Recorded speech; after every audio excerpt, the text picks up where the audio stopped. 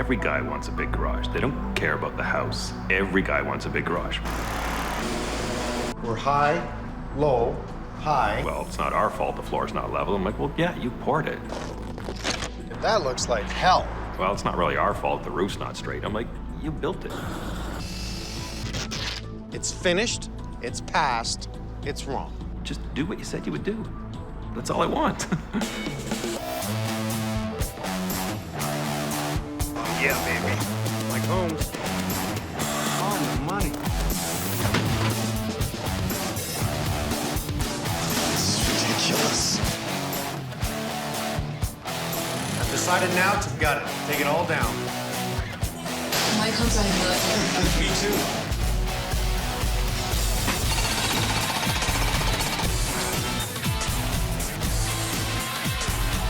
Unacceptable.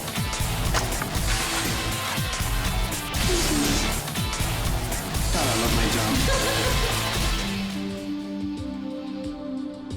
job. Dave, nice guy.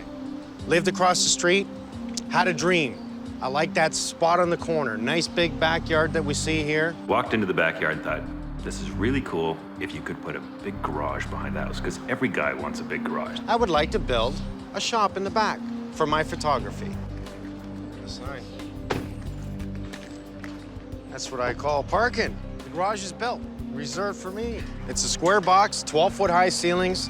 Dave says to the contractor, I thought we were going 18 feet. His advice was, we have a permit to build a structure that's 12 feet. Let's go ahead and do that. When it's finished, we'll raise it to 18. Mistake number one. How you doing, Dave? Nice to see you again. You too. Jacked it up without having a foundation in here, so he's jacking it up on dirt, basically. Gets it up, starts building the work around. It's all wobbly, it's all shaky. Ceiling caves in, falls down. Obviously, they've made a mistake in trying to go higher up in the ceiling. Like, he could have killed somebody. Oh, we have bathroom? Yes. Kitchen, nice. Poured separately. Yes. From that point on, all hell breaks loose. That was the first stop work order. That was the big one. That was the one that lasted the longest period of time. That's the one where you got to go to talk to committees of people that know nothing about anything and try and convince them about what you should or shouldn't be able to do. What a strange way of doing this. I mean, I see a step up in the front entrance here, step up in the bathroom. If they continue to work while the stop work order is issued, like, they're in jeopardy of losing, like, a license and being charged. So they gotta, you know, they kind of got to respect that. Things started to happen, stop work orders one after another. What's with the sand? When the snow thaws, the water runs right in through these cracks. So we're getting down and underneath the curbing. Where do we have leaks in the bathroom? Just this area here, as you can see, like right down on the floor area. Okay, so we have a simple bathroom, shower, toilet, sink. Everything's workable, despite the fact the shower's never really been used. Why? A lot of stupid things with the city happened. I said, I want to put a slop sink in my garage. You know, clean out paint trays, all that kind of stuff. I want to put that in. And they're saying, well, you want to put that in your garage? You can't put that in your garage. I don't need a shower in my garage, but the city said, you got to have a shower to do this. Why would I want a shower in my garage? That's interesting. Then they come back to you later and they say, well, why do you have a shower in your garage? It's like, because you told me you wouldn't give me the permit for the sink without the shower. 5 years later, it's to this point here. Roof, how are we doing? We leaking? Yes, roof is leaking. Most obvious areas in the back. Well, you have a gradual slope this way, but I can see all these areas here, these white spots were puddles. We're gonna see a leak right downstairs here. When push comes to shove, you're like, well, you know, I got all these problems. Like, yeah, the floor's not level and my walls are all out of square, and, you know, what are you gonna do about that? All along, water sits there, there, there. Obviously still there. Here's where you're leaking, right? Yep. No, this is not the way we do this. This is very thin roofing. That's very, very thin. It went from a $50,000 job, 50 grand for a garage. That's a lot of money, to 80,000. To imperfections, to leaks, to problems. You gotta kind of take care of this. This has got nothing to do with the city. This is your problem. This is your poor workmanship, and this is the guys that you've brought in here to do stuff that, you know, are showing up in the middle of the day and then leaving an hour or two later. And at this rate, they're never gonna finish. This is one layer. I can tell by walking on it. I can feel it. Why add on and then slope the roof this way when the roof was designed to slope this way? And this is probably just wrapped around the edge, which it is. It's not the way to do it. That looks like hell. That was the first sort of sign of like, hey, what's going on with my roof? All right. Well, I've seen enough of this. We have a lot of work to do. Let's go back downstairs. In the long run, Dave had no choice but to actually talk to his lawyer about suing the contractor. Kind of the worst part of the settlement is you got to bring somebody back that you're not comfortable with, that you've just sued and won, and then hope, hey, he's going to do a good job for me. Well, no, he's not going to do a good job for you. I want to check to see how low your flooring is compared to your foundation wall. Because if it's a lot lower at this point, we are going to have to dig all the way around this place and waterproof the foundation. I have options. I can raise the floor on the inside, which means I got to move all your cabinets, everything you have inside. We're definitely losing your roof completely, and that is going to have to be re-sloped. We're probably going to have to build up a scab on top of the existing rafters and create a proper slope. Love to give you a new garage door, much higher, reframe everything, bring up the curb so we have a proper watertight system. I'm going to take the roof off. I'm going to open up the walls. I'm going to inspect this. I'm going to see whether or not I can raise this floor, waterproof the outside, and I'm going to turn this into what should have been done in the first place. The more I do, the more I get stunned every day. That's ridiculous. That looks like hell. Tiny leaks turned into big leaks, which turned into more problems, more water. That's very, very thin. You got to kind of take care of this. This has got nothing to do with the city. This is your problem. When things go bad, relationships go bad. Contractor with government, homeowner with contractor, homeowner with government. I got a call from the contractor. We got to stop work order. Everybody's got to go home because they want the fireplace taken out. And I'm like, what fireplace? There's no fireplace in my garage. Why do I have a stop work order for that? He says, I don't know, but it's against the law for me to work, and we're sending everybody home. Oh, another day, another dollar. How you doing, Robbie? Good to see you.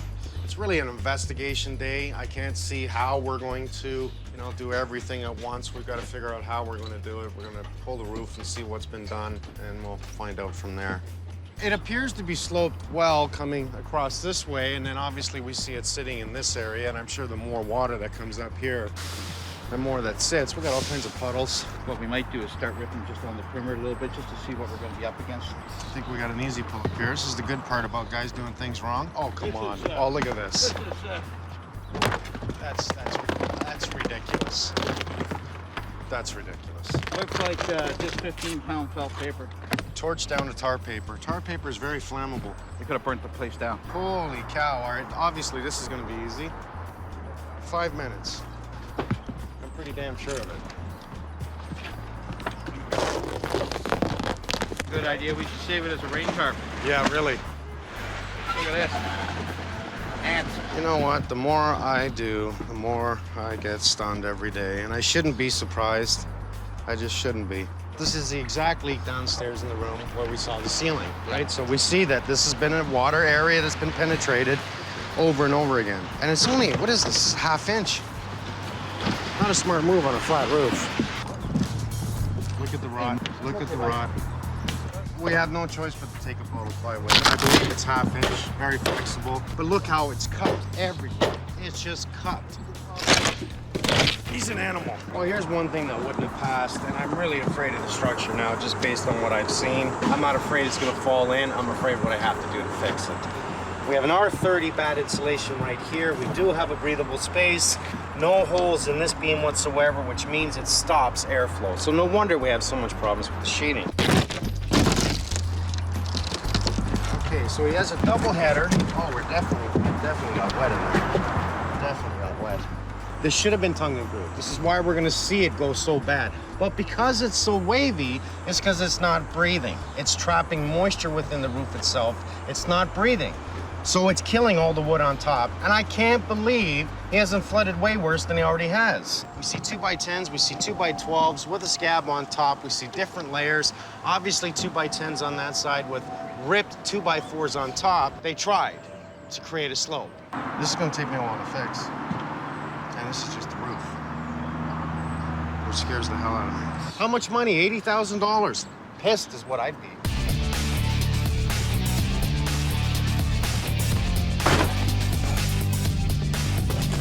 I want at least a 5-degree slope.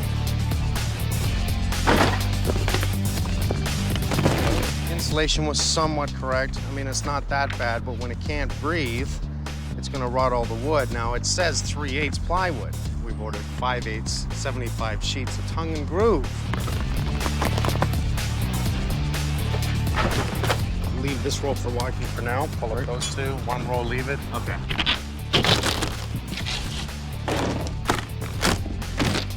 I'll tell you, this is one reason I don't like bat insulation. Anytime you're gonna have a void like this of about 3 inches on the end, that's massive heat loss. So if you're gonna insulate, insulate everywhere.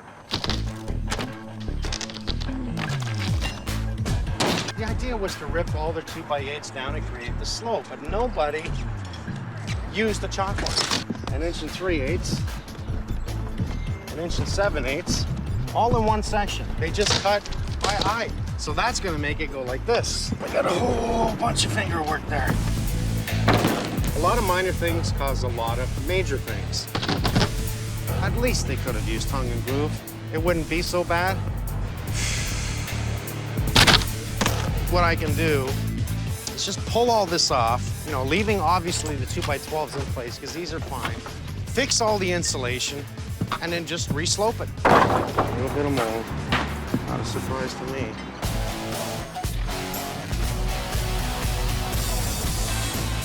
I'm going to slope this roof. Isn't that unbelievable? Torch down to tar paper. Tar paper is very flammable. You could have burnt the place down. Just do what you said you would do. That's all I want. The trick to insulation is making sure you don't pack it too tight that it sits fluffy. The way this was done, not only is it just packed down, but we have all kinds of voids in the center and on the edges here. And it was insulated right to the outside, so we'll make sure we cut those pieces and fill these voids and fluff everything to sit properly and meet properly. All we want to do is insulate to this point. That allows the soffit to breathe up and above, because now, instead of going from what I'd say they went up 6 inches to 0, on a 30-foot span, it's not enough. We're gonna go up 10 inches to 1.5 inches. That's gonna give us that breathable zone right across the whole top.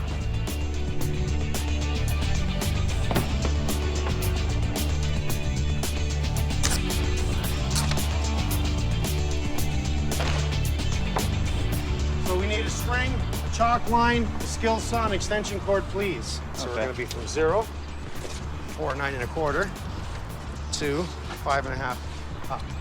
So let's chalk line that from that point to the top corner.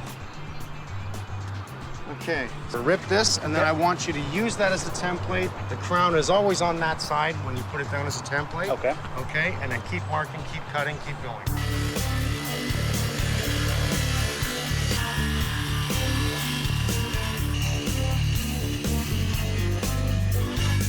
Now, if you notice, what did we do?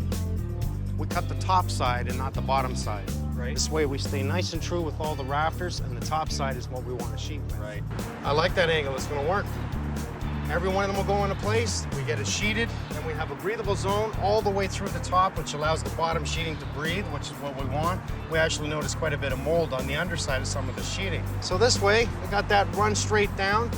The existing 2x12s are fairly level and true, so that works for me. Now we're gonna have a run that way.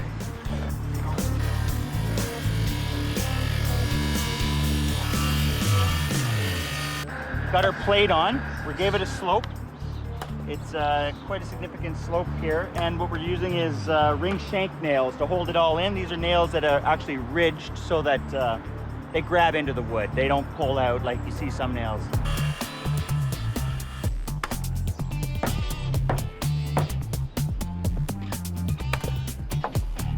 We're using PL and nails. PL just helps it's an extra bonding. So what it's gonna do is grab onto the other piece, grab onto this wood, and just hold it all in. Then the nails, extra insurance.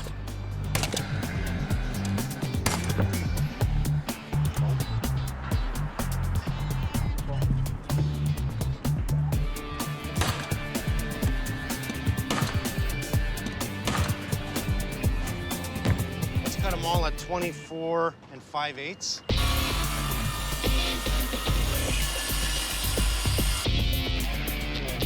Here we make sure that we have airflow coming up, coming through underneath, right through to the other side, which allows all the sheeting to breathe.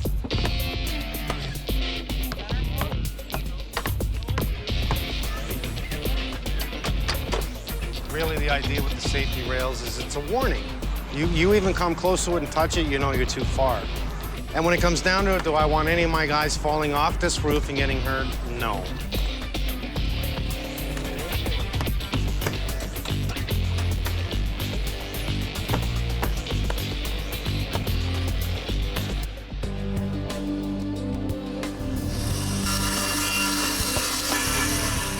It's been a hell hole trying to adjust to total imperfections. However, the guys are good and they were able to do it. Now we can drastically see that nice 4-inch drop from one side to the other. Nice and true, exactly how we want to see it. We're just getting ready for the roofers. We're going to sweep this off, get the safety rail back up again.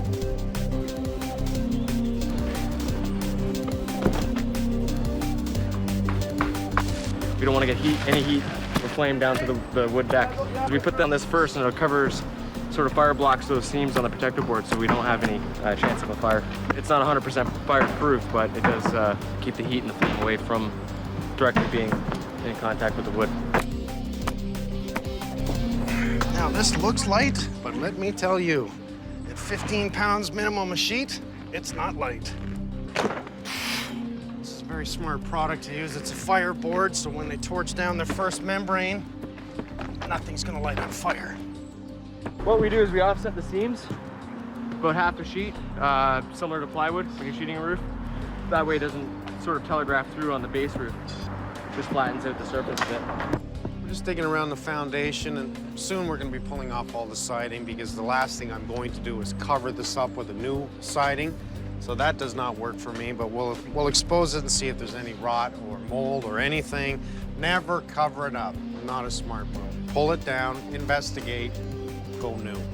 So as we're digging, we're seeing that they have the sill gasket here, and they're just using a plastic that runs underneath the bottom plate. I never want to see wood within 6 inches of earth. We see the plastic membrane that's here, and unfortunately, it's only on the corner and not all the way through. This is the highest point of the place, and this should have been right across it and a waterproofing on it. So we know that the foundation is 4 feet deep. We don't have to dig all the way down to the footings, right? In this case. No, not at all. What we have to be concerned about is the top 2 courses of block, which is above the concrete floor on the inside. And what I'm proposing that we should do is we're going to dig it up, prime it. We're going to apply a blue seal onto the wall, drainage board, weeping tile, 1 foot of gravel. And the weeping tile is going to be continuous right around the whole structure, and we're going to run it into the valley behind the property. We got a little bit of a storm, I think, coming. They're calling for 70% chance of rain, so we're gonna try to get as much of the base on as we can because that will give us a watertight seal. It's basically a roof at that point, it's just not granulated.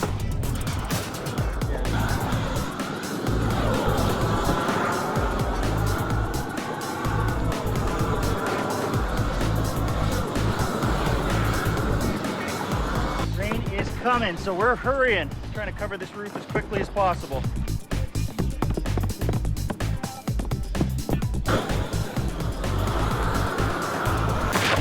Good job, Mike. Good job, buddy. Way to go. Way to go.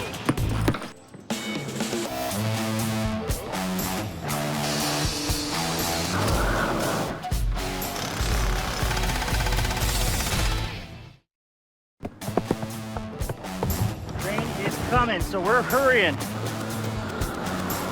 I'd be pissed if this was mine. I got another stop work order. You can't put drywall up in your garage. And I'm like, oh my God. He didn't give up.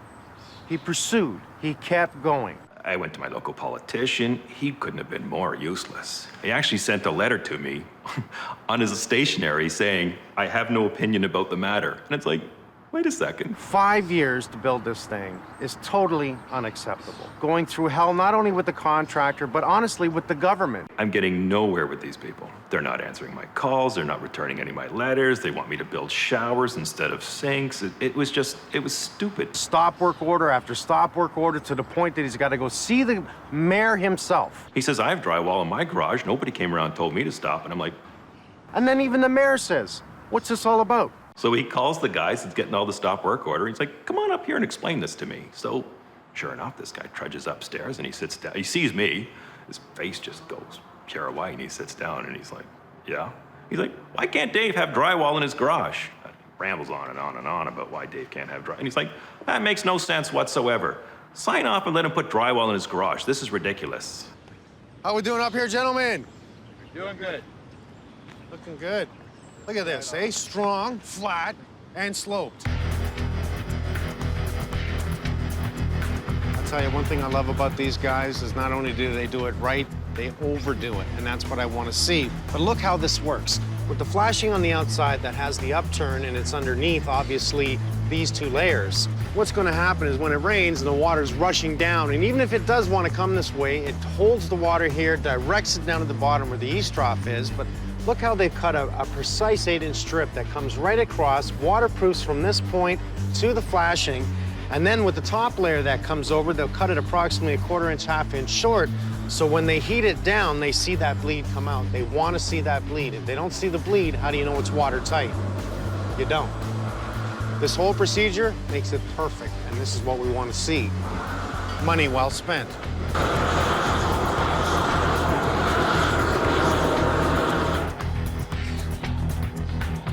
What we're doing here is we have to cut out 18 inches of concrete slab at the garage door as well as this door because we've got to dig around the foundation. So I'm going to measure right off this and mark it up with a straight edge, 18 inches. Now, I'm going to do it just a dry cut to give myself a scribe line so I can visually see the line that I want to cut. I like things straight.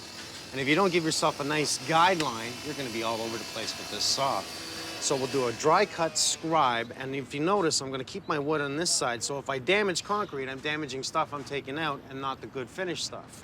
Now, I didn't harm anything on this side, and I have a nice scribe to cut with. Now we'll hook up the hose and cut it. Now, there's two reasons to hook up the hose to the saw. One, will keep the blade cool and prolong the life of the blade. Two, we're going to keep a hell of a lot of concrete dust down.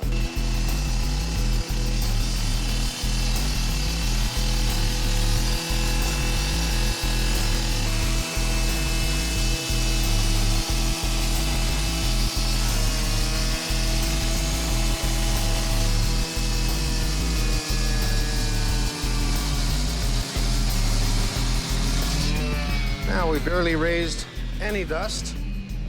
I can jackhammer that slab out.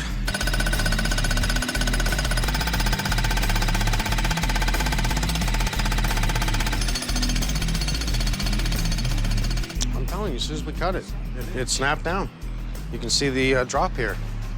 See that? Just pushed right down. How can that push that low? There's never good news. It's never like you come here and he's like, hey, Dave, you know, we went over the roof. There was a pile of money up here. Like, there's never good news when this stuff goes on. It's always just, how much is the bad news bad? First of all, I want to pull it all down and inspect it just to make sure we don't have mold, we have proper insulation because we had to fix a lot of the insulation on the top there. I'm curious to see what's behind the wall here when he takes that off. Like, will there be mold back there? I don't know. It doesn't look promising. Everything's coming off on the outside to redo it, but we don't have wood touching earth. You know, this concrete foundation should have been higher than the grade. Wet concrete always travels to dry. So that's why we'll travel inwards because it's dry, right? So same. If we stop it from coming in, it does get wet, it will wick up and breathe out the top and allow it to dry. If you trap it 100%, it won't. When you go a step beyond what it's supposed to be, you've got even less trouble. Because I'm sure a lot of the stuff here was done to code, and it was done the way legally it could have been, but it's not maybe the way it should have been.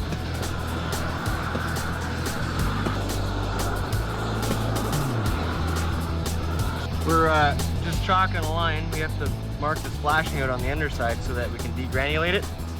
And what degranulating means, we're going to take the surface off here so that when we go to bond the flashing, it's rubber to rubber, not rubber to stone.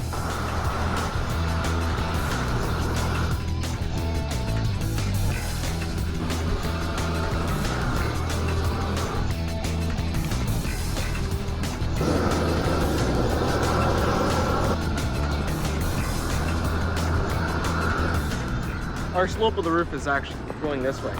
And the reason why we 45 it is so that, you know, the water that's coming in behind this flashing will get diverted down the slope of the roof, as opposed to having the flashing like so, where you've got almost a dam for the water to sit up against. You know, any vulnerable points on roofs, whether it be slope roofing or flat roofing, are usually in the protrusions like the chimneys and vent stacks. And what we want to do is minimize the possibility of a leak. And this is one of the areas or install methods that we use to help minimize that.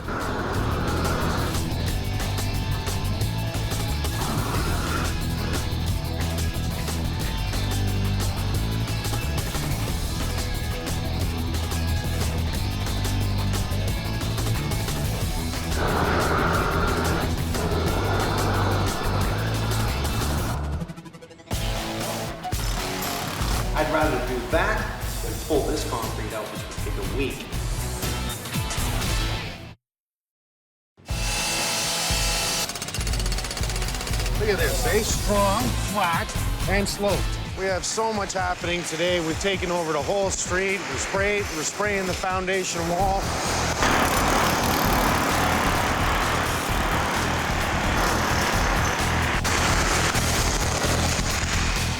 Hold up a sec.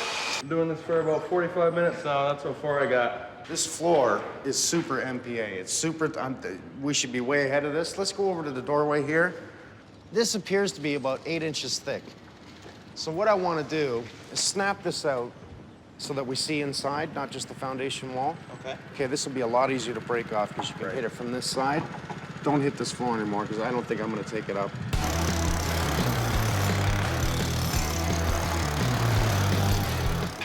Because the floor is lower than the outside level, we're going to put up a spray foundation coating.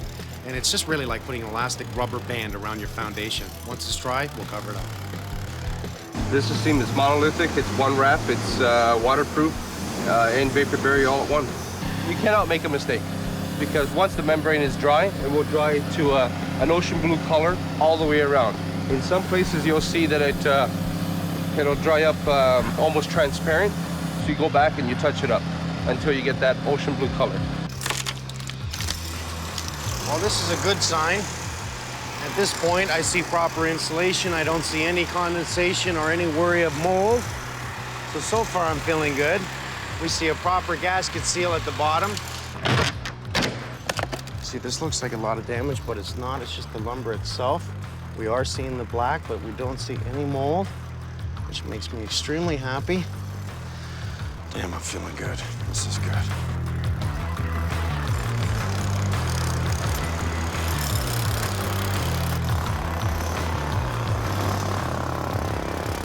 This is extremely tough concrete. So what happened is water was getting in here somewhere.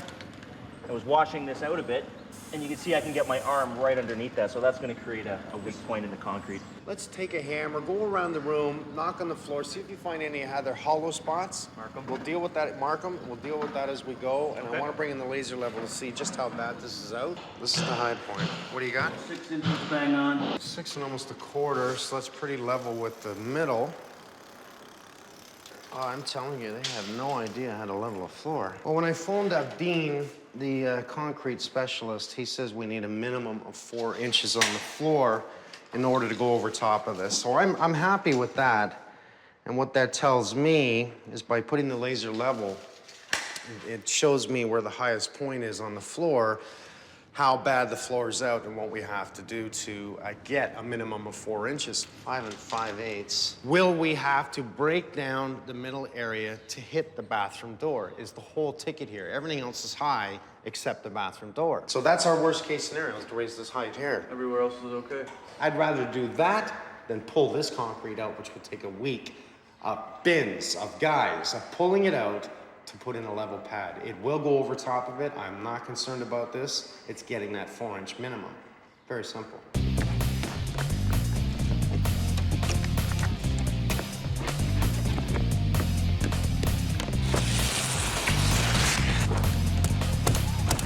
We're gonna leave that overhang, right? That's good, I like that.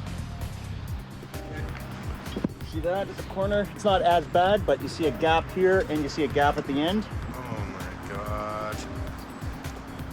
For guys that don't know how to stud, we probably have a crown out, a crown in, a crown out. I don't think this will be too hard coming down. Looks like those guys are having a pretty good time over there, so. Take it down. Okay, bud. Thank you. They call this a sheathing tape, which bonds 2 dissimilar materials, or in this case, 2 similar materials. And now we have a weatherproof seal. And we've just stopped here. We got to do a little framing here. We just want to get the siding guy started right now.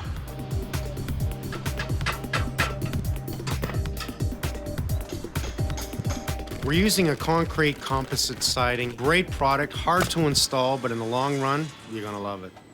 Vinyl aluminum sidings are a lot more flexible in terms of installation, a little more user-friendly. This is definitely not a do-it-yourself type of product. Definitely need quite a bit of experience and training to install it. Because we have to lay a new concrete floor over an existing concrete floor, we have to scarify the floor. In other words, grind it down. We need something to bond to or adhere to.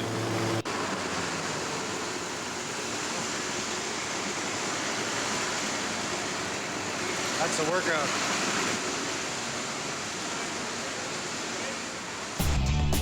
I'm getting ready to put the curb in place. The new curb, which is going to be higher than the outside grade. Okay, it's right on the 1 inch. Perfect. And of course, it's not level. It's a difference of 5/8. So we're higher here, lower on that side. By wearing these red glasses, I can see the line much better. Because if you look in the wall right now, you really can't see it.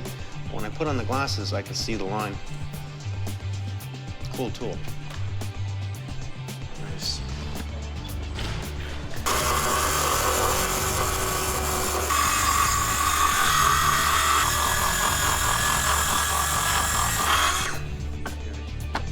Should be level. That's what I want to see. Outside just the way we are. Right there.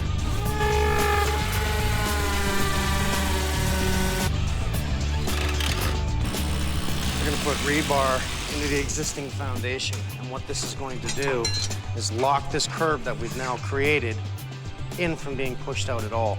We're going to put quite the weight load of concrete in here, and I don't want this to be pushed.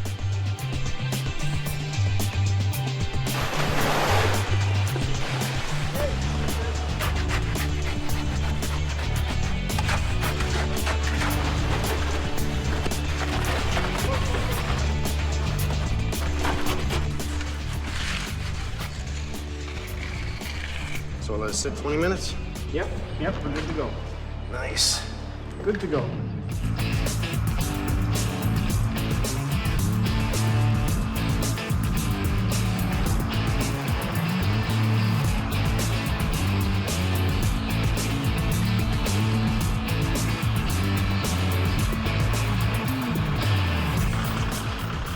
Wow. We're good to go. Yep. Okay. Let's pour it.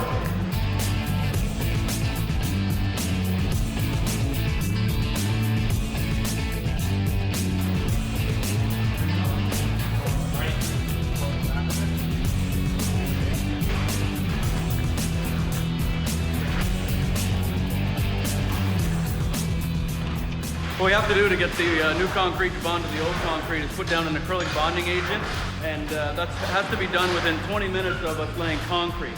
So what we're doing is we're just going to lay this liquid down and brush it in with a brush. Okay, we've done some of the area there already. This has got to be wet before the new concrete comes. Otherwise it forms a vapor barrier between the old and the new concrete, which we don't want.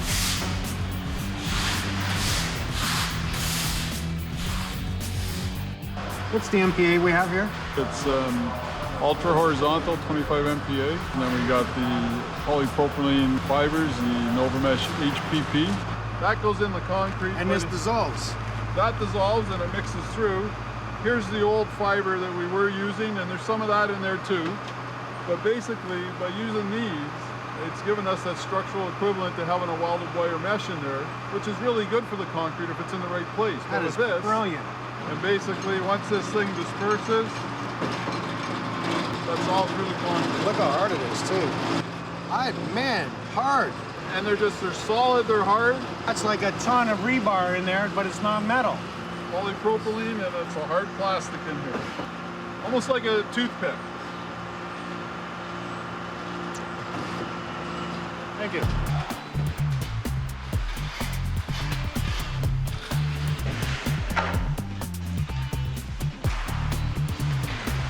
Stop, please.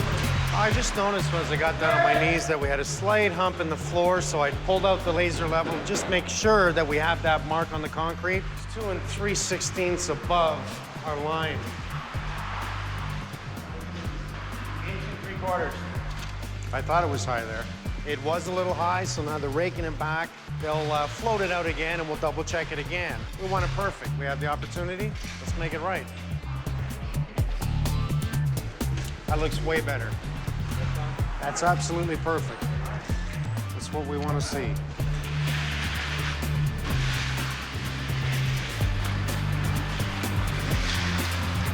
Let this set up a bit, and then we'll get the pads out so we can walk across it.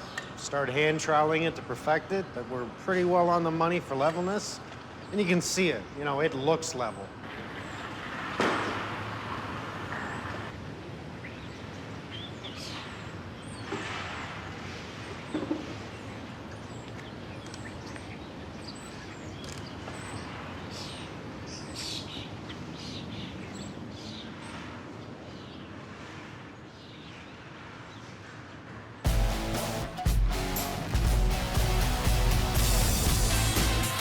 Nope.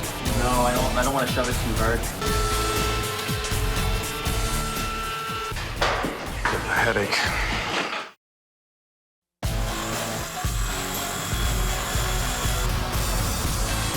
Looking good. Here we go, last day. The circus. All the painters are here, the cabinets are going in. New countertop in the kitchen, new trim around the doors, finish it like the other person said he couldn't. Working on the outside, finishing the caulking, the siding, the eaves troughs, downspouts, cleaning up the property. Sean's created a nice little ramp on the inside, perfect in case he wants to drive his vehicle in to load up or his motorcycle. You notice there is no wood on the jambs. We've reduced it in, and we have all our wood behind the drywall so they can anchor the garage door too.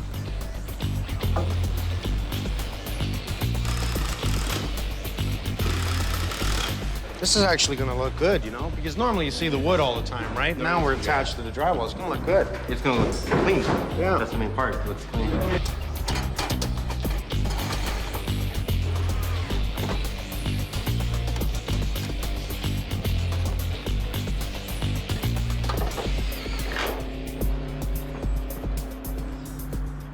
We're caulking the windows.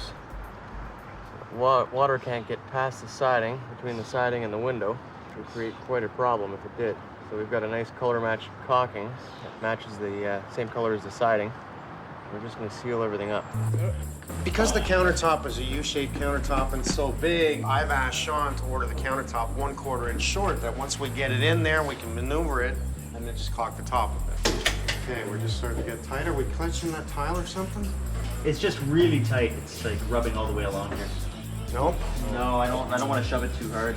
Because these tiles are here, it's not like we can slide that whole top in. We can't. So that's why I asked for a 1/4 inch short. Unfortunately, the countertop company made it a 1/4 inch bigger, so they made it exact. Okay, let's pull the top out, please.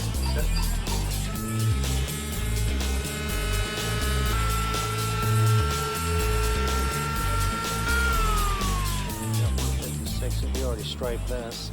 Well, let's try it. Now go to that end, do that end, and we'll fit it.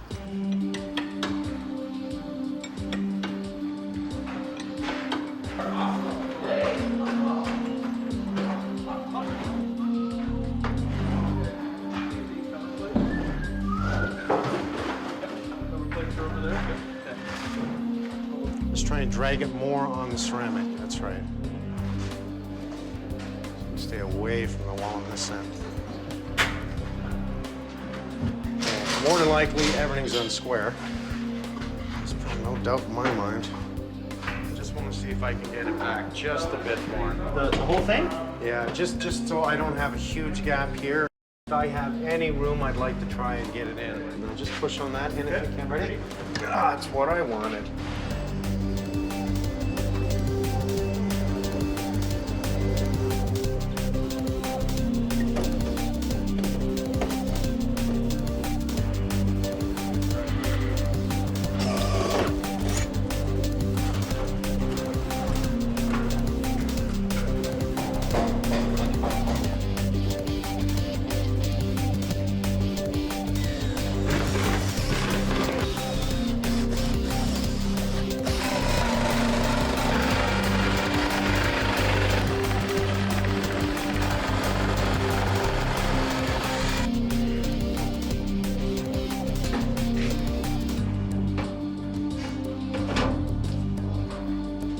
That's what we want to see. Well, we're almost there now. We just have the sink to put in. We're gonna do a cleanup and give this back to Dave. A little bit of plumbing. Nice to do a little bit of plumbing once in a while, being a plumber.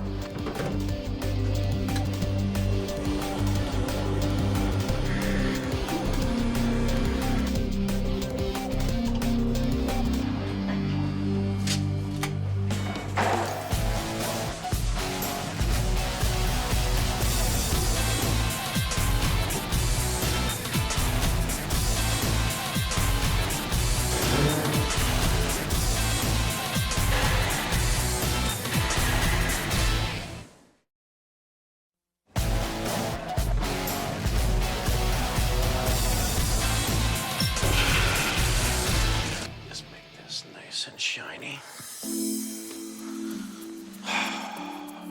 I totally respect this man to not give up.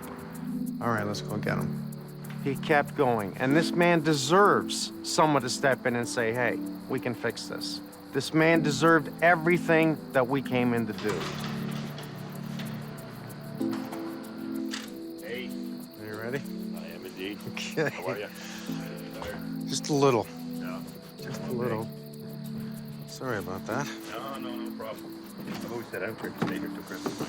Oh, we fixed your stairs, eh? I noticed. They're beautiful.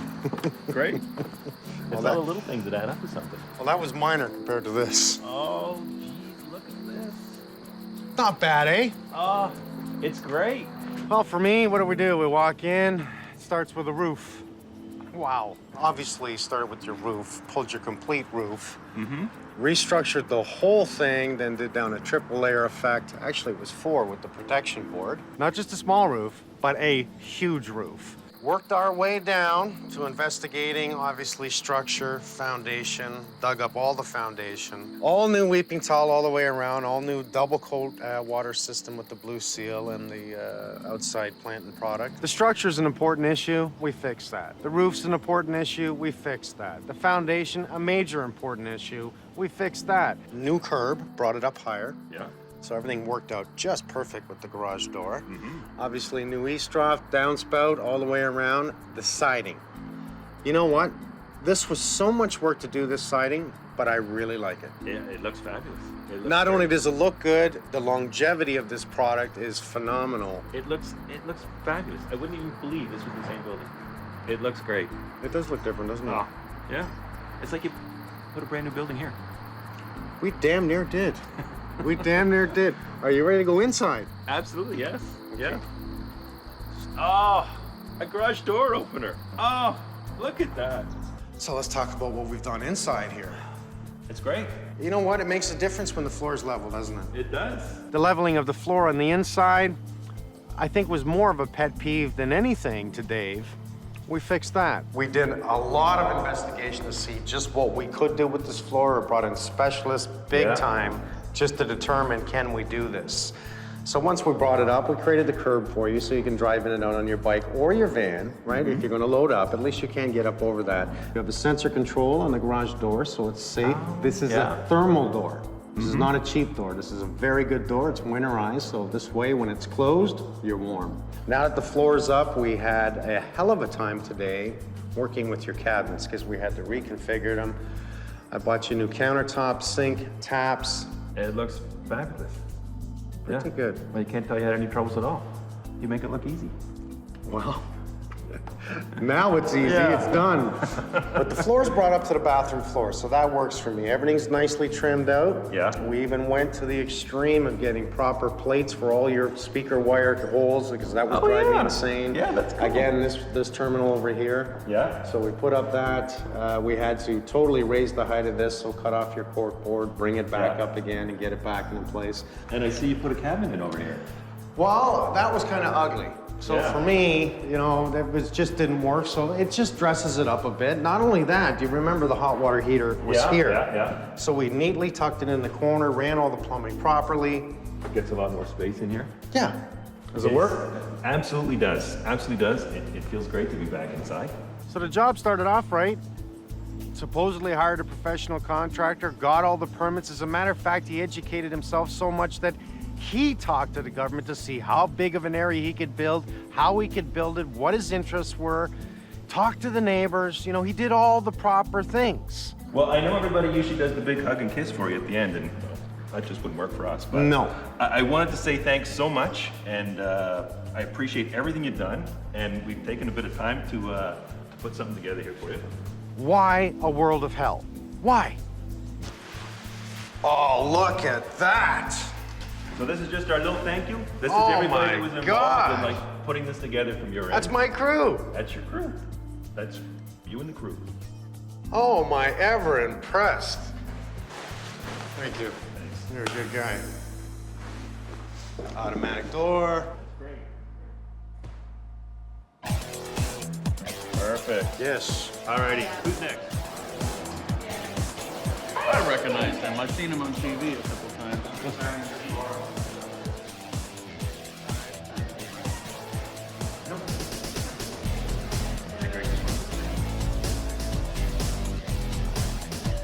That's enough. You gotta go fast. I know, Mike, it won't end up much good. Some people wrote it here, so you pick a spot that you like. I'm doing good, I can hear it.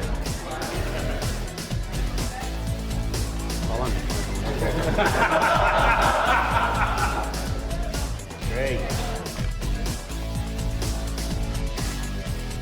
You know, we wanted the kids to be able to come down here and watch TV and have a playroom and have their friends in. So it was really going to be more of like the family room down here. In 3 weeks or 4 weeks, you'll have the whole thing done. $25,000 worth of crap. And it just sounded perfect. The plastering sucks, the corner bead sucks, everything to do with structure sucks here. Now, not only did you just do a bad job, but you're a thief now. I can't wait to take it down and see what else they did. We've spent so much time and so much effort and so much anger on this that, you know, enough is enough. Oh, yeah, baby. Mike Holmes. On the money.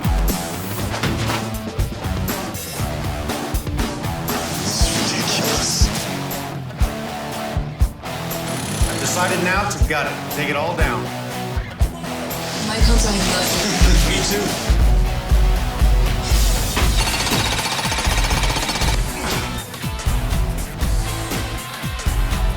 Unacceptable.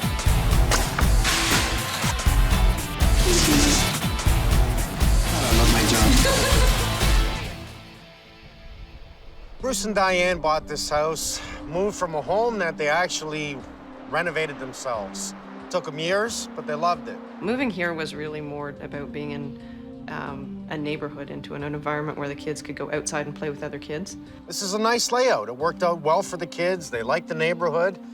Decided to do a basement renovation. And originally, it was my intention to do the basement myself, but you know, kids are the priority, and I didn't want to lock myself into a basement job for 8 months every weekend, and I'd rather spend the time with the kids and with Diane.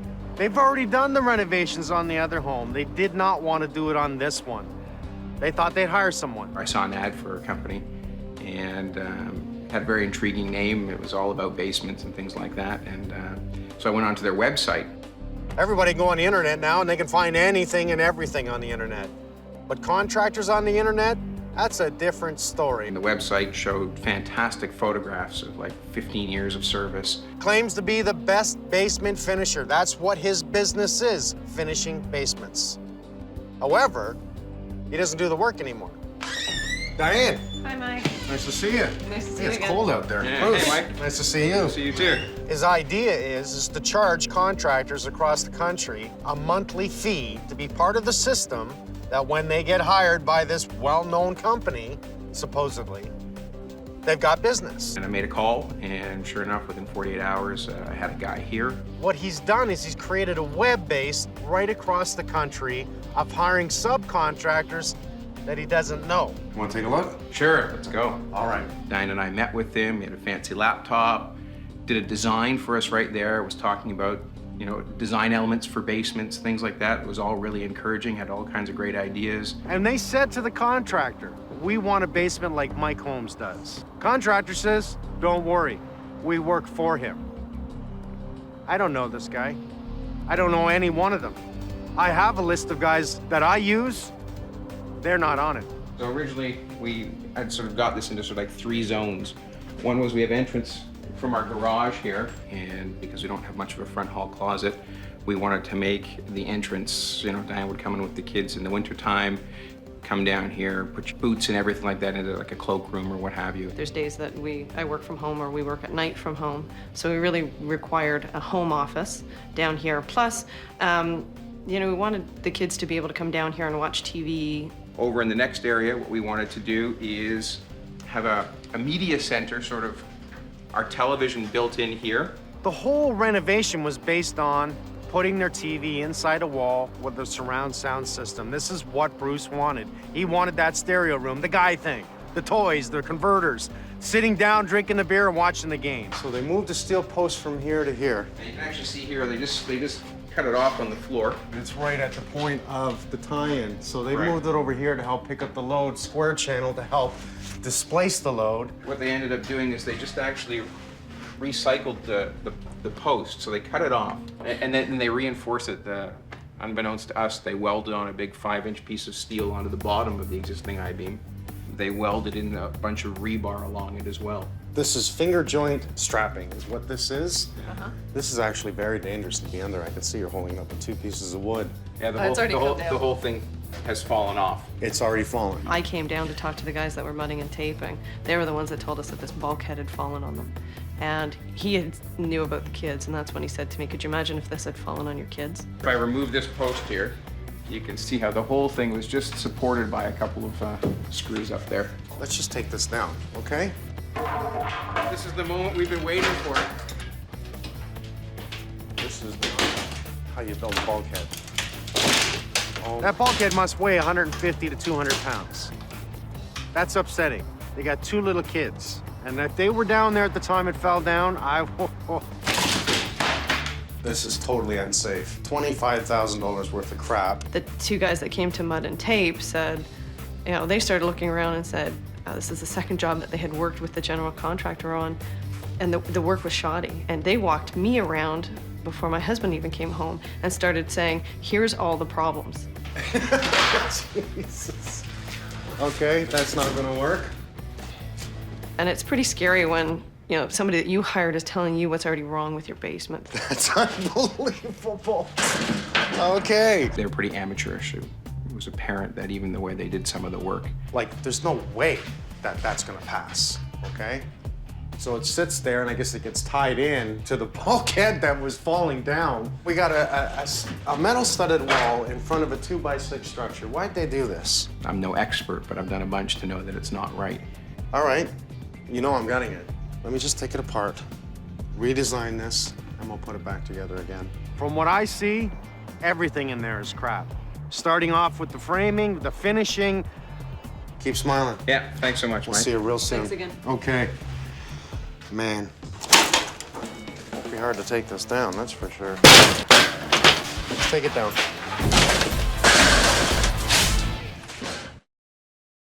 The first thing that goes through my mind is, do I go up and see the kids and Diane, or do I go down into the pit of despair? And Well, obviously, we can see right out that we have a lot of problems, and I don't think we're gonna waste any time. We'll just pull down all the drywall. I already pulled down the bulkhead because it was totally dangerous when the homeowners were here, so that's the bulkhead there. Pot lights just hanging by wire. Structure, you can see the cut on the floor here. There was a steel post here. They removed it, put it back there.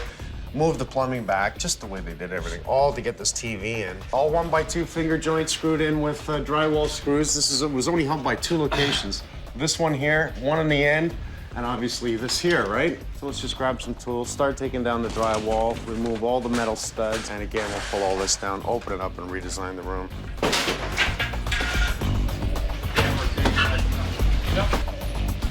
Oh, isn't that cute? That's cute. The kids left me a note. You gotta love it. We'll keep that up for a while. It's definitely not how we build bulkheads. So they put up the square channel and weld a 1/2-inch steel bar right across the top. Like, that is really gonna do anything. It's on both sides. It's called the cover-up board. Okay, this is the cover-up board. It covers up everything that's wrong. That's a milk bag. That's how they close off the return air there. When you can pull things down with your hands with not much effort, it's not good. You know, these guys are responsible for all the waste that goes to the junkyard, spending money twice, which just does not work for me, but all this stuff that was purchased, now we're throwing it to the junkyard, brand new. That is sad. Okay, no insulation around the pot lights, which by code, we don't want insulation around the pot lights. But this is a fire-rated bad insulation, so it can actually go around here. What's the idea of soundproofing if you don't soundproof? At least they didn't notch the structure to run the plumbing, but you can see they forced it up on that side with the 2x2s, but just notched around here. Who says you don't put a screw through there? Oh, so this passed inspection, did it? I don't think so. 12 inches from the box must be clipped. It's too tight too, eh? I don't want to see it that tight. I want to see a little bit of a flex line here. That way, if you ever have any problems, you can pull it back through. 12 inches up with a clip and a little bit of extra.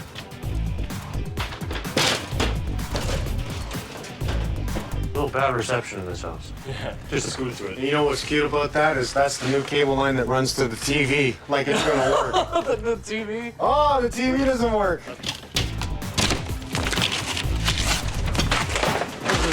How were they were gonna move the steel beam? Those are the engineering drawings. Since we know this wall's not holding anything, we can take it down. Okay. We should write books on how not to do a basement. All their studded work has been screwed to the ductwork. Right across, everything that wraps around is screwed up to here. Now, it is the cold air return. We know it's the cold air return. You're allowed to do certain things to the cold air return. Oh, come on. It's not the way it's done. You don't screw to the ductwork. It looks like somebody's removed some sort of structure here. There's nothing picking up the bottom of the stairs other than a 2x3. What we wanted was the double, which in this case is a triple. That should have been here, underneath the stairs. Comes away so easy. Sloppy, very, very sloppy. One guy could take this down in half a day. What's wrong with that? How much? Under 10. Under 10. Yeah. Over 25,000. What? That's what they charge. For what? For what? That's what I said. Imagine, you can actually go on the internet and hire a contractor, really without speaking to them. I find that very strange. What the hell's wrong with this picture? Is this a pattern that the contractors come in, take the biggest amount of dollars they can get, do the little bit of work to the point where it's no good, the homeowners are freaked out, the smart ones fire them.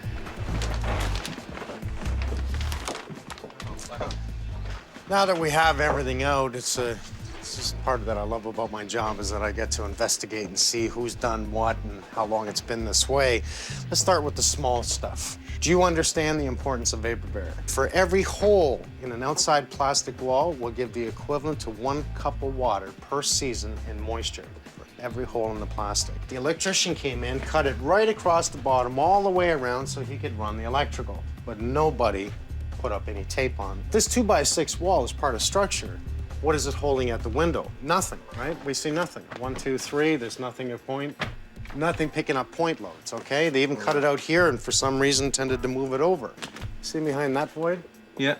Okay, such as the corner. Now we did pull out insulation. It was not enough in the corner. It's freezing cold. Freezing cold. Yeah. And a draft. And a draft. Yeah. When they put up this wall, they screwed everything to the ductwork. There's holes glowing in all the ductwork. We gotta fix all that. They screwed to the elbow that comes off the main trunk. Everything you designed for this basement was because of the TV. You wanted it in the wall. Am I correct? Yeah. Yeah. So here's funny. That cable line, that was new cable line. Well, we found 4 screws in that line from the drywalling into the ceiling. 4 screws went right through your cable line. So by the time it was all done and you go to sit down and turn on your TV, you're not gonna get cable. The structure of your stairs from downstairs, there's nothing supporting the one side on the inside. There's nothing supporting it. It's actually held up by the 2x3. We see a triple header support here, a triple header support here. Okay, the funny part is that these 3 should have been here, okay? Because here's your stairs right here. Here's the bottom of your stairs. Yeah. That 2x3 is holding that side of the stairs. It is not for structure. Even though they say you can, it's not for structure. Minimum is 2x4. Let's go to 2x6. Not a 2x3, especially at a stair level. Here's the most important. Now we can see the areas that they cut out to put in the ductwork above and back through again. I'm gonna have my guys come in, take it all out because all the structure that they cut out is totally tied in correctly. We've cut 1 floor joist here, 1 floor joist here. These are continued tied over to the triple beam over there and then run up over top of the I-beam here. Now, because of the span, it's not so bad, but because the second one is cut out and then a 2x6 was put in with a joist hanger here, a 2x6, not a 2x8, which nothing holds aside. Well, when they took this out, I mean, they told us about the jump test. Yeah, yeah. They said, oh, you know, we know that this is going to be strong because we did a over there jump by test. Oh yeah, well I don't know. I came in and I said, well, what are you doing? You know, are you not going to structurally support it anymore? And they said, oh, we jumped up and down on it, and yeah, we performed the jump test, and there was no movement whatsoever downstairs. After checking all this out, I brought in my level and I checked the whole basement, and you are dropped 1/2 an inch at this point. And that steel I-beam, when it was put in, is perfectly true. So what they did was weaken the load, and this bent this and dropped 1/2 inch. They told us, oh, listen, they over-engineered, you know, residential homes, you know, 5 to 10 times. You know, we probably don't. Is that even right? Yeah, yeah. That's why I see half-inch steel channel bar welded to the side of the I-beam, like that's going to do something. And they did it to both sides of the beam. And who the hell in engineering is going to allow you to do that like that's going to do anything? So have no fear. We're going to fix everything. I'm going to redesign it, and you're no longer allowed to come down here until I finish. So keep smiling. Great, sure. Thanks. Thank you so much. I'll be back Thanks. tomorrow, and we are going to continue. Excellent. Great. Don't come downstairs. Nope. Frosto. Yeah. You know, that's frost. Look at it on my nails. That's snow. That is perfect example of where mold is going to build behind the wall.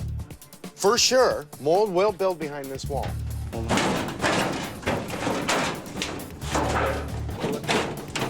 A 2x4 structure is holding this house up with a knee wall that's approximately 32 inches. We're no longer allowed to structure with 2x4. It must be 2x6. So because they went 2x4 on top of it, the government said we want a 2x6 construction. I'm glad the government did it. Unfortunately, I'm disappointed the builder that came back in here screwed up a top plate, built the wall on the floor because they're lazy and don't want to do standard cuts by measuring. They just want to make it all one size, and you can see by looking up right across how it goes up and down like a toilet seat and not structure the floor.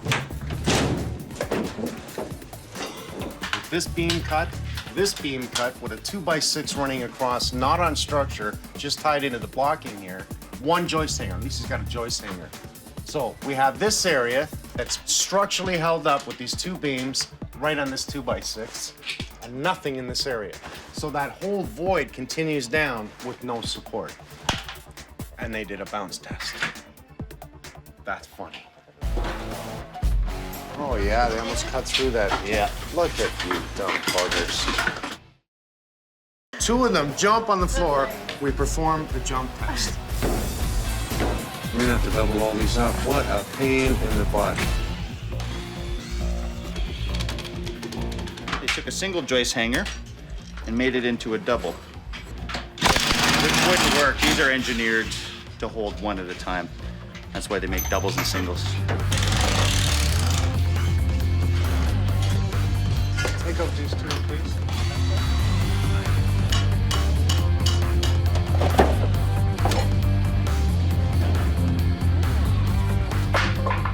Pull this pod light, pull out the braces. Yeah.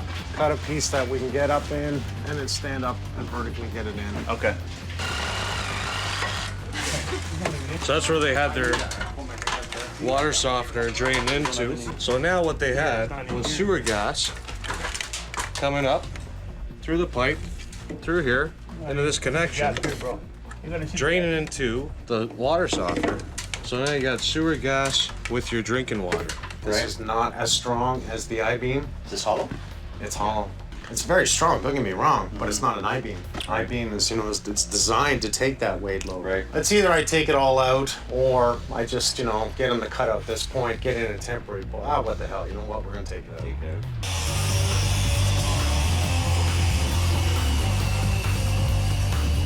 Pull it all down, okay? We're obviously gonna now have to fix structure, not just around the windows, but make sure this 2x6 wall is actually carrying load. See this area right here? I can see that. That's a beginning of mold buildup. Right. Now make me drop this whole wall and do it all again. Let's just get it all out. Get it out of the way. Take it down, please. Get it in the garage. No problem, man.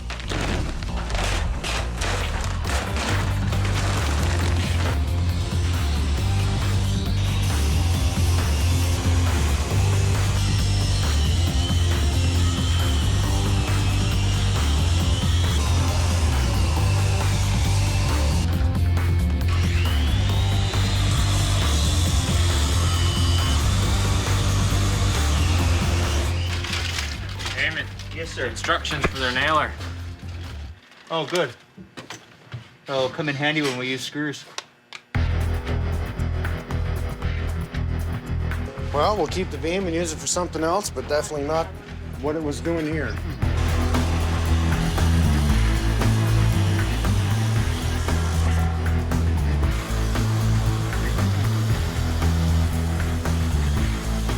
Just looking at it, how was I gonna feed it in? I looked down the vent, went perfect location, slipped in the vent, bring it back up and in, and what we're going to do is adhere it to this beam here, and it's called sistering or laminating, one or the other. Or we usually say sistering. I'll get it in place, screw it up, and what it's gonna do is beef up this end as a double beam. We'll do the same thing with this one. I'll get as long as I can. I think I can get a 7-footer in this one. Get this one across, carry it up over the beam. Screw it in place. Anytime you have an open structure, in other words, you want to cut out floor joists, you must have a double and a double with double joist anchor. Come on. Screw into this one with glue as well. So we're gonna hit the side, we're gonna hit the floor, we're gonna hit the beam with it, and then put in my doubled up, and then put in joist hangers. I've tied it so well there, I'll cut smaller ones, I'll come across here. Even though the floor joists run this way, I can now come off with a double on this one, pick up the load on this guy. I should have my tool belt on, and then bring in 2 singles, which carries the floor load here, just flooring and tiles. All day to pull all this out, fix structure, to get the ductwork back in. What should we do first before the ductwork goes in? I know it's not the jump test. No. If we're gonna soundproof the floor, let's get above the ductwork, okay? So we'll do that now, and I'll just connect it again. We'll turn on the heat, and we now have heat in the rest of the house.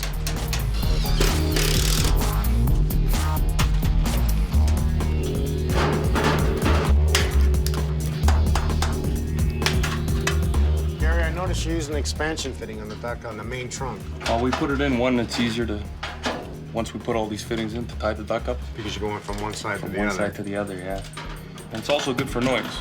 It's a canvas connection. The noise won't, the vibration won't travel through the canvas. And you made that up today too, or you buy those? No, I made it up in the shop. In 2 hours, you made all this stuff. I love it. And you taped up everything else. You were here taping up everything. Yeah. Make it right. Hey, I like that. That's a good saying. I like that. All our eyes see is the eye candy. What's behind everything? That's my world. You know, you engage somebody to come in and probably touch the biggest asset in your life and fool around with it, and you really have no idea other than the person who's showing up, you know, what they're all about.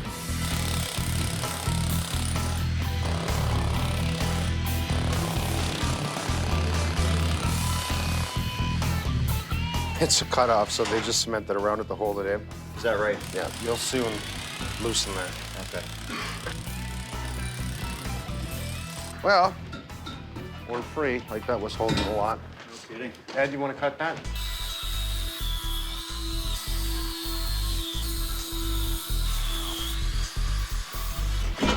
I can go up just slightly higher and then bring it back down on it.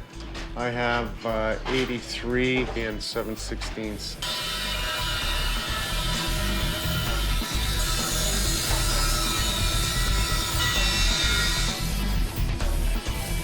That's as good as my chop saw.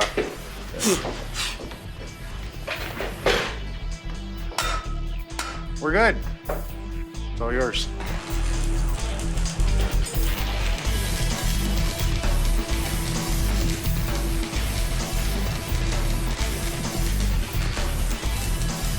Now she's back to normal. Imagine that, all that work just to put it back the way it was.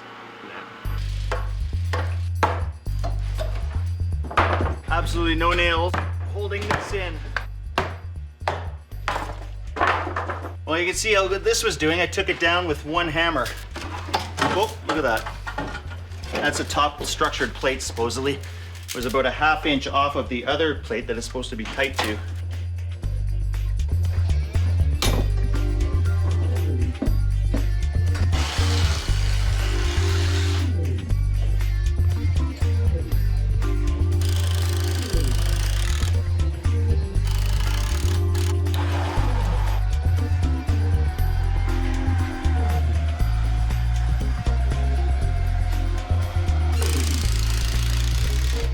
normally, we would want to make sure we have a plastic in behind the wall. As long as I'm using the spray foam system, I'm not worried about doing it. If wood touches concrete, code states we have to have a minimum tar paper because we don't want the moisture to bleed through and rot the wood. So, always build your wall away from it because the walls are never perfect anyways, and I'm talking about the concrete foundation wall. Build it away from it. Now we can spray foam in and around it and give that R value in behind it. It's just smart, that's all.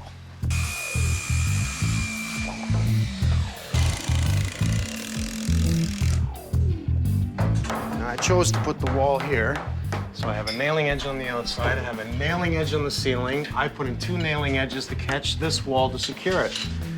Before I actually put this plate up, I'm gonna level this wall. My crown's on this side.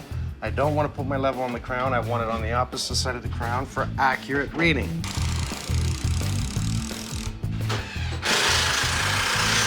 "71 inches.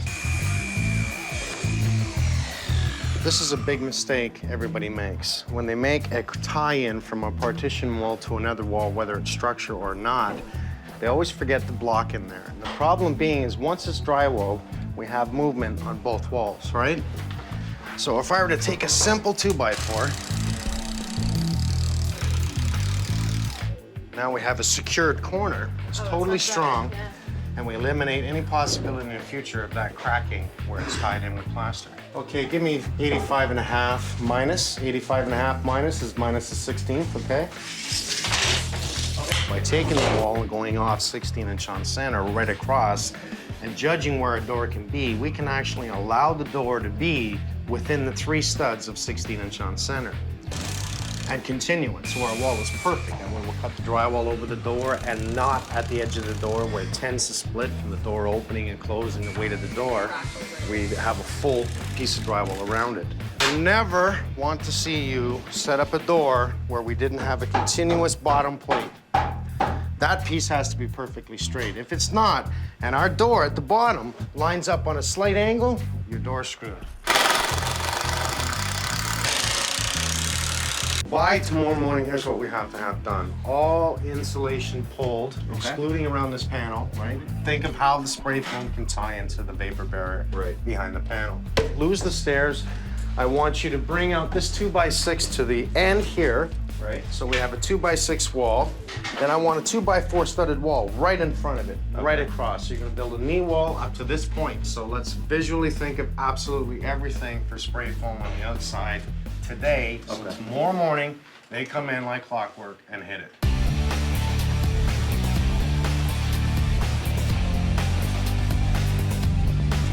So we're gonna make sure we hit all the voids in the back and fill that directly up. Obviously, we want that thermal break on the outside. How much do we need in a 2x4 studded wall here? This is exposed to the outside, directly outside. There's gonna be an R20 in here. Okay. Okay, and we're gonna put an R12 down here. We're really gonna concentrate on making sure this is sealed very well, and also the plates are sealed totally encapsulated, so there's a continuous break all the way down to the bottom.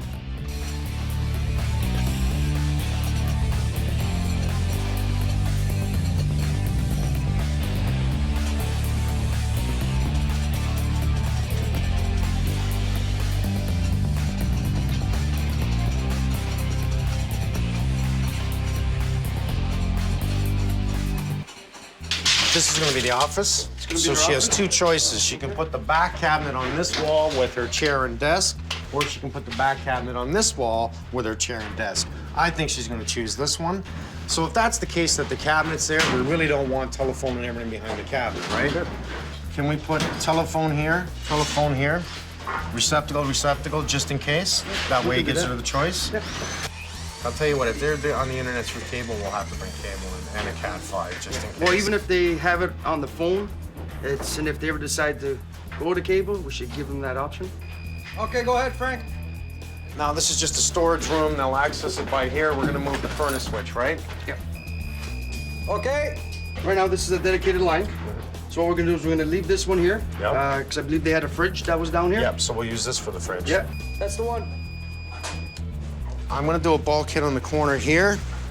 So I'm gonna bulk this in. I'm gonna have an access panel to get to the meter as well as the shut-off for the drainage in the garage. Okay. So I'll build the bulkhead and we can probably put the switches right in here. Sure. I am going to be building a wall here. Okay, I'm gonna be building a wall up here, closing this in. I'm running in heat and air return for the kids in here to keep them warm. So I want, obviously, I want a light here, I want a light there. Well, 6 pot lights here plus 1 here, base light. Well, six would be fine in that area, because that area here is going to be used as a living space. Cool. Done. The reason I'm coming out around here and coming across is I want the closet here for coming down the stairs, using this closet here to make sure they don't tread across to use the other closet.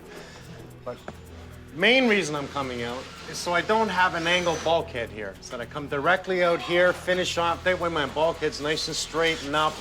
I have nice, clean, square joints and not angles or, you know, stick outs. I hate that. I hate that little bit of a jut out here. Someone walks by, hits their head, someone taller than me. You can see that the finish was going to be here, but that created an angle here. So let's bring it out, get more wall space here. I have the room here, why not use it?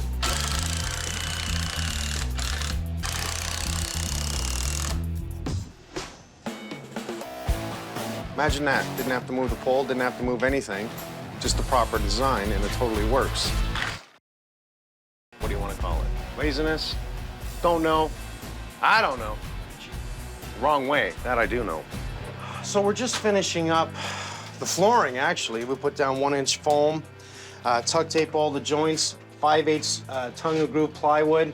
And the whole floor is this way. That way we have a thermal break from the concrete up. We have the blue spray foam all the way around the room.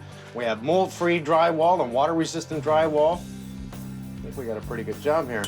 Just want to make sure on the outside we, once again, spray foam the edges so we seal it. Do it before you put down the plywood so the plywood even helps bond to it. Why don't you come over here? Just to like, well, holy cow, you can walk in here. You're a freak. When I was a little boy, I used to hang around in the closets, believe it or not. A little guy like me, I'd find a little hole like this and I'd be up there and I'd hide. This is my little hideaway, right? So what I saw, we'll keep this, I'll fix up the doorway. We'll keep the door. I'm gonna build a wall across here. I'm gonna close in all the pipes. So it's gonna be a closet. But in the back of the closet will be a secret door that opens in to the little kids' room. So now they go in through the closet, open the little door, and they have their own little paradise. We are doing a first coat plaster in this room. It's only going to be 1 coat. This is a storage room, so what I'm trying to do is just do a really nice, neat job. Put it on thin, take off the edges, less sanding, and a nicer job.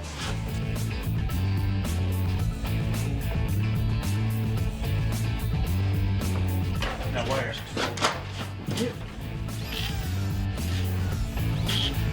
We have a closet here. You come down the stairs just like they wanted. This will be an area that, as far as I'm concerned, will be the entrance from the garage. Hang up their clothes. I don't think we're going to cover in the ductwork because it's inside the closet. We've studded insulated, obviously, with the spray foam. We'll make sure we get some green batt insulation and stuff all the corners again. 1, to protect the spray foam, and 2, also to give the soundproof insulation. So we'll do the whole outside. We have a nice little storage room in the back here. Actually, it's quite big. This is going to give them everything they need for storage. We're not going to drywall the ceiling because this gives them the opportunity to run anything in the future that they may need for upstairs. And it is a utility room. Oh, it's really coming together. We'll have the door open in. We have the water softener here, not hidden in that little thing under the stairs, which was ridiculous. Try and fill it with salt. Come out to a very wide open area. If you notice, we lost the closet that was here because that didn't work for me, so we got rid of that closet. We're gonna have the TV on the wall right here. If you notice, we continued our bulkhead, and a very strong bulkhead, may I say.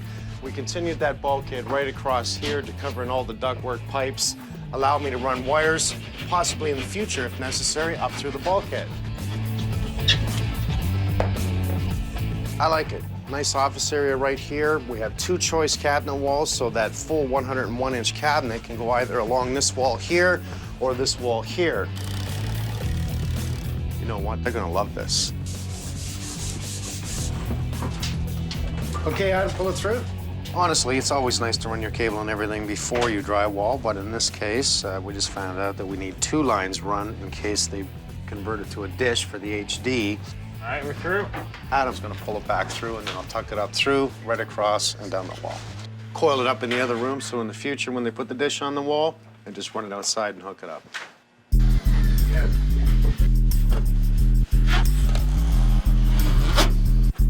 This whole basement was about the TV. So I've arranged somebody to come in and install the TV so it's done properly and let us know how he wants the wires run, everything else. It just makes sense to coordinate with each other. So with the TV in place, I'm gonna do 2 wall mount speakers on each side of the TV and a center speaker. We're gonna have 2 wall mount speakers that direct sound both ways with a bass in them. So it's never direct to your ears. As you're sitting here, it's not directly into your ears. It surrounds the room with sound. This one in the ceiling, that gives it the back sound. Pretty wild system. We're just insulating the ceiling. First of all, it's for sound. This is gonna stop any sound from traveling from the basement to the other floor. Next, it's fireproof.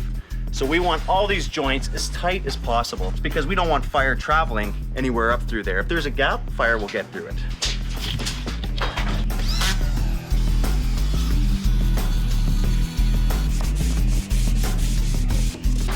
I'm gonna spray the ceiling, and Pete is gonna roll behind me to just give it a nice a roll texture. I like back rolling in general. It gives better coverage and a nice smooth finish. It actually looks really great.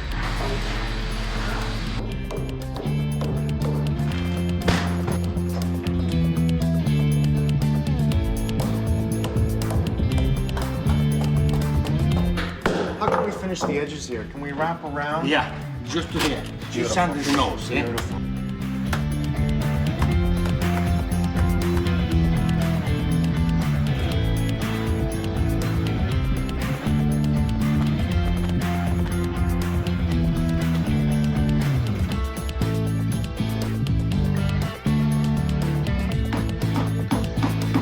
Those 2 guys laid this carpet 2 hours. I'm impressed.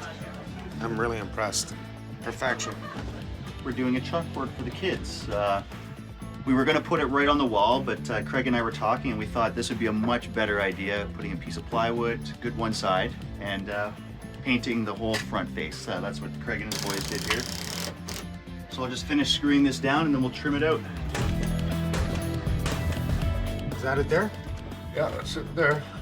Surge protection. We're The gonna end whole up, house. We're gonna surge protect on this end, and then for the electronics, we're gonna surge protect on that end also. And there you go. Green light. Done. Basically, we're gonna cut the hole. This should be the right size for the exterior of the frame. Exactly. So once we've got that hole cut out, this is gonna fit in behind. Will be good.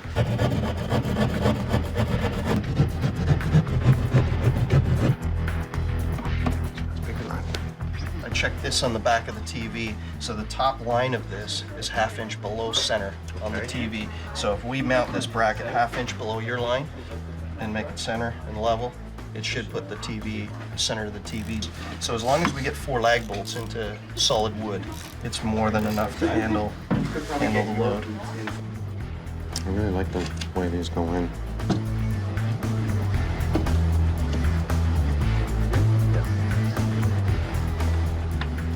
We're good? We're good. Okay, we're gonna keep the plastic on these just to keep the speakers clean.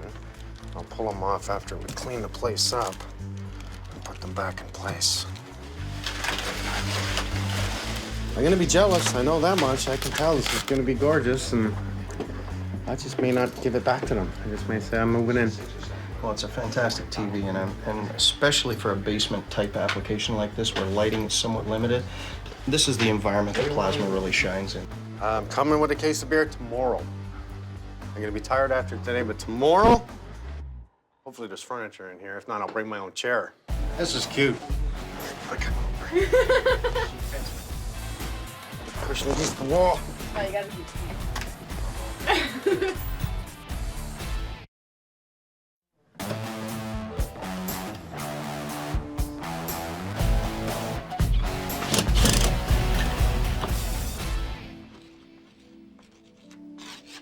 I suppose it is the new age, and eventually you will be able to work solely on the internet and dealing with contractors and permits. I'm gonna go get them. The homeowners did hire someone off the internet, and what happened? It's all wrong, it's ridiculous, and we had to come in and fix it. Oh my gosh. This is not our house. Oh my gosh. Unbelievable. Now, I know you see what's at the end there, but we're gonna have to try and ignore that for a minute. Oh, yeah, okay? right. We'll do a little bit talking about what Sorry, we so are you talking to me? Well, you know what we did? We actually gutted it and took out that jack post that was in there, took out that beam that was in there, brought it forward, put it all back to normal. Well, it's kind of hard to justify to your wife and say, you know, I gave this guy $15,000, and I look around and I go, what do we get for like 15 grand? It's $1,500 worth of material. I had to bring my HVAC guys in to reduct it. They actually made up all new duct work. We trusted the guy, and yeah, and then when it all went to hell in a handbasket, you realize, you know, I don't have any leverage anymore. You know, he's got money, and I can't fire him now because then I've lost all that money, and that's what ultimately happened in the end. And I should have stopped it long before. I removed this closet. It was totally unnecessary. We took out the silly water softener where it was put, and we got it now in the utility. What you really have to do if you're investigating somebody and you're dealing with a general contractor is get the reference of that individual.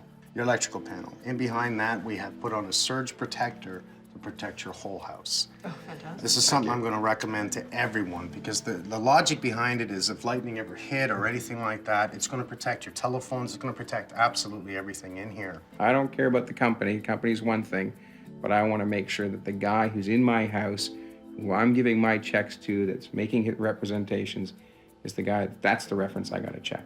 Before the finishing, obviously, we had taken down everything else that the bad guys had done, and it was pretty bad. For sure.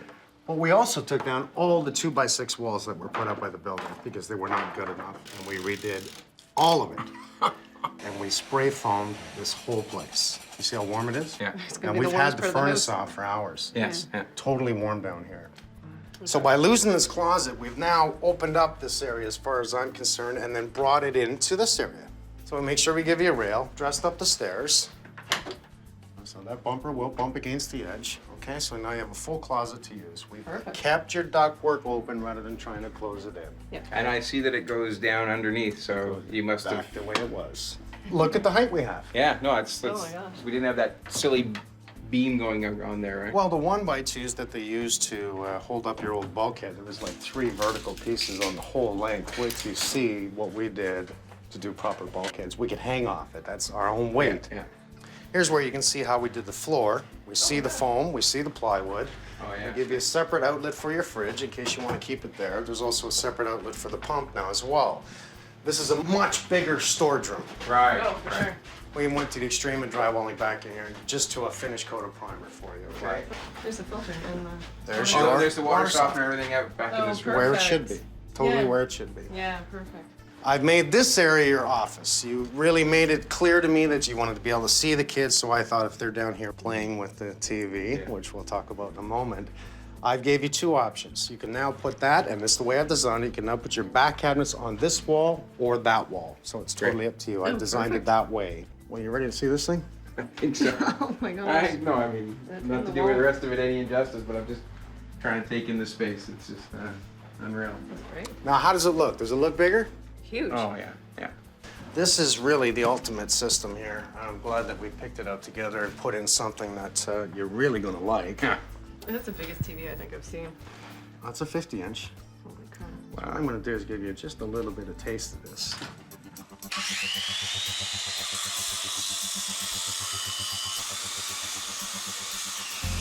I can feel my circle of Great. friends growing as I stand here. What do you think?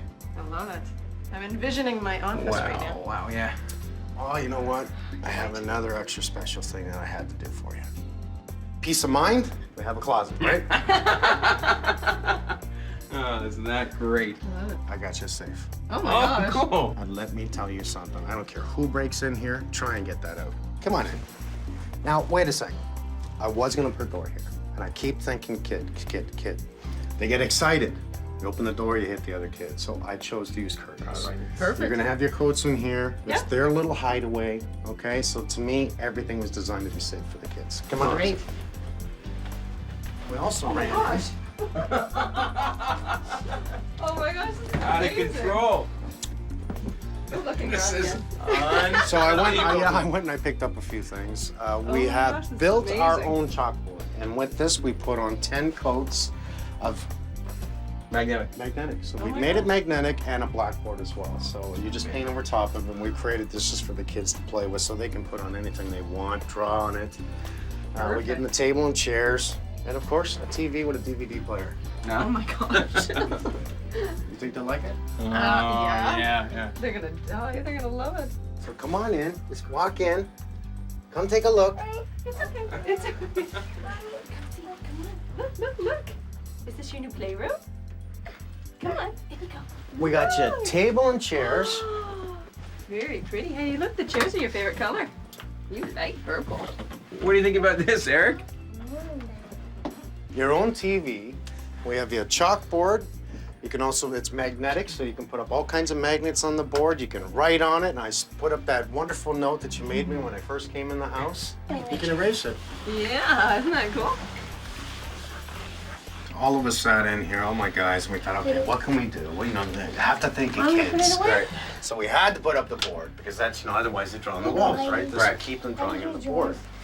I'd want a TV. Yeah. I'd want the table. You know, so now they can bring in all their toys, and this will just All their be toys, all their friends. The whole neighborhood. You can say, go to your room.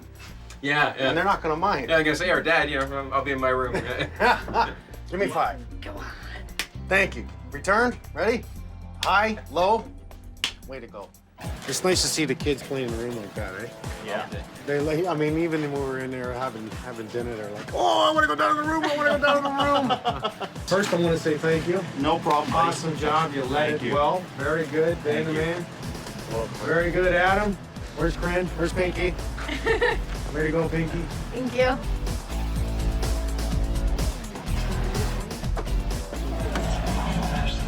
Another job well done.